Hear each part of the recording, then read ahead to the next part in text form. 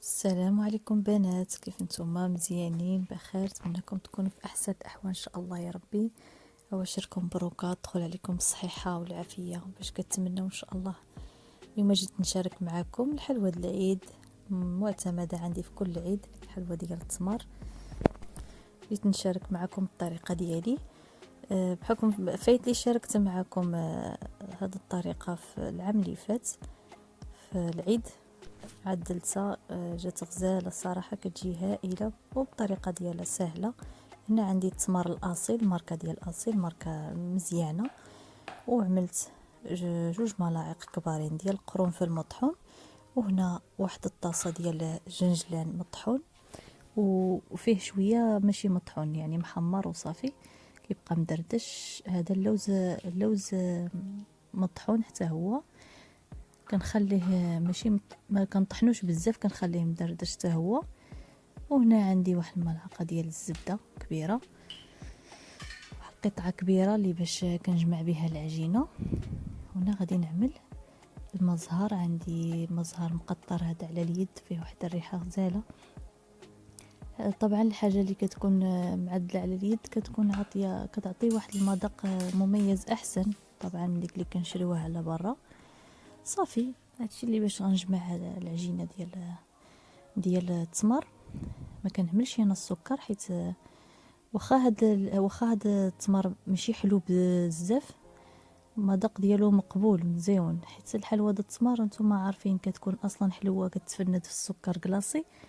ما كنعملهاش انا السكر في العجينه ديالها، اللي كنعمل شويه ديال السكر طبعا. صافي من بعد ما خلطت كلشي، عجنت مزيان حتى دلكت مزيان وطلقت، كيرجع القوام ديالها بحال هيدا رطيطب، كيدخل كلشي في بعضيتو. هنا غادي نخليها وغادي نعمل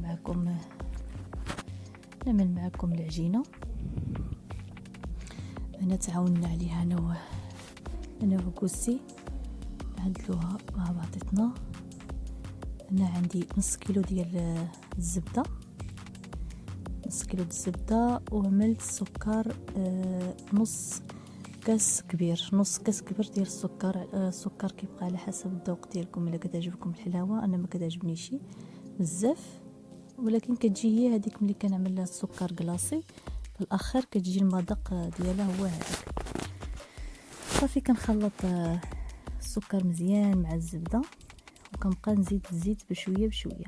انا عندي لمبه كبيره ديال الزيت، نفس الكاس اللي عبرت به السكر غنعبر به الزيت ديالي، كنبقى نضيفو بشويه بشويه.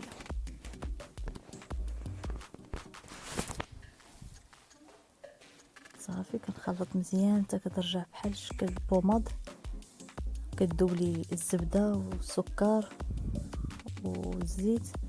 هنا غادي نزيد واحد البيضه،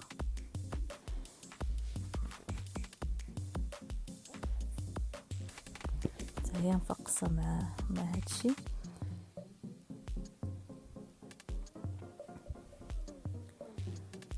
صافي نخلط كلشي مع بعضيتو.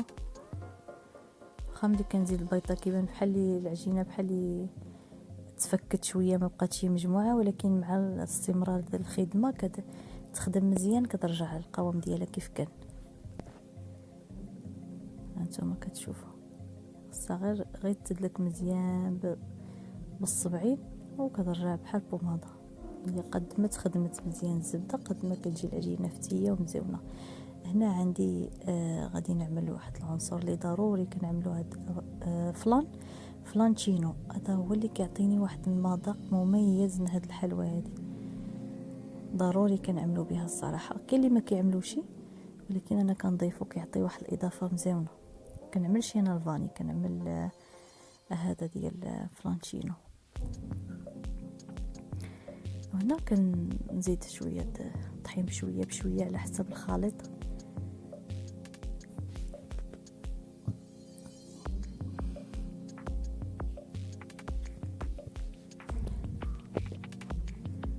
مع العجينه ديالي بشويه بشويه.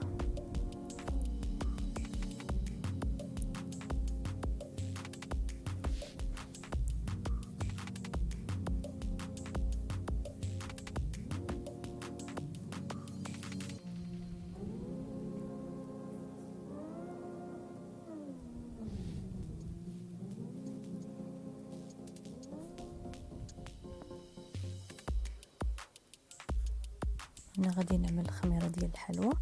خميره هاد الحلوى د 20 غرام، كنعمل غير 10 غرام، غير النص ديالها.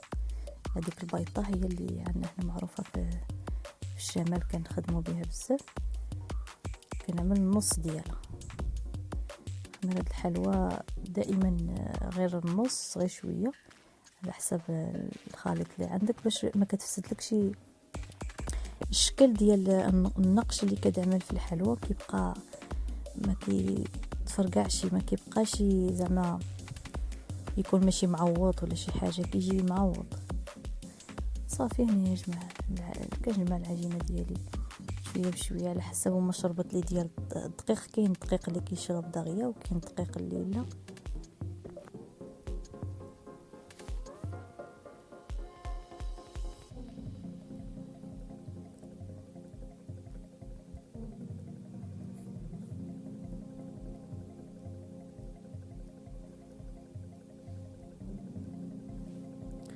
صافي هنا من بعد ما جمعت العجينه، هنايا عكوستي كتطلق، هي كتطلق وتطبع بالكاس، وانا كنعمر وكننقش. المهم تعودنا عليها حيت كتشبر شويه د الوقت.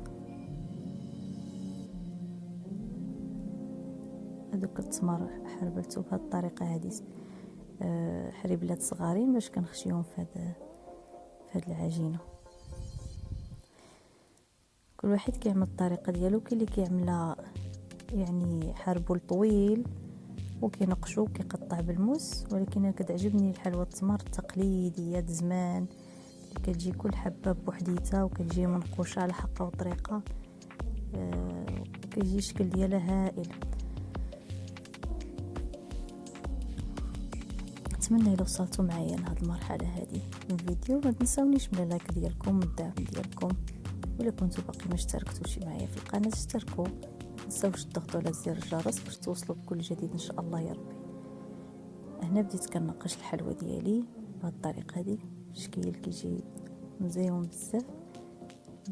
ما كاينش زعما اللي ما كيعرفش، شي مغربيه اللي ما كتعرفش تنقش هيدا الحليوه ديال هذا التمر، بحال النقش ديال الكعب غزال. يعني كنقرفصها هيدا مايله، ومن بعد الثانيه كنمشي العكس ديالها، وانا ماشيه وحده عكس اخرى باش كتعطيني ديك الشكل بحال في.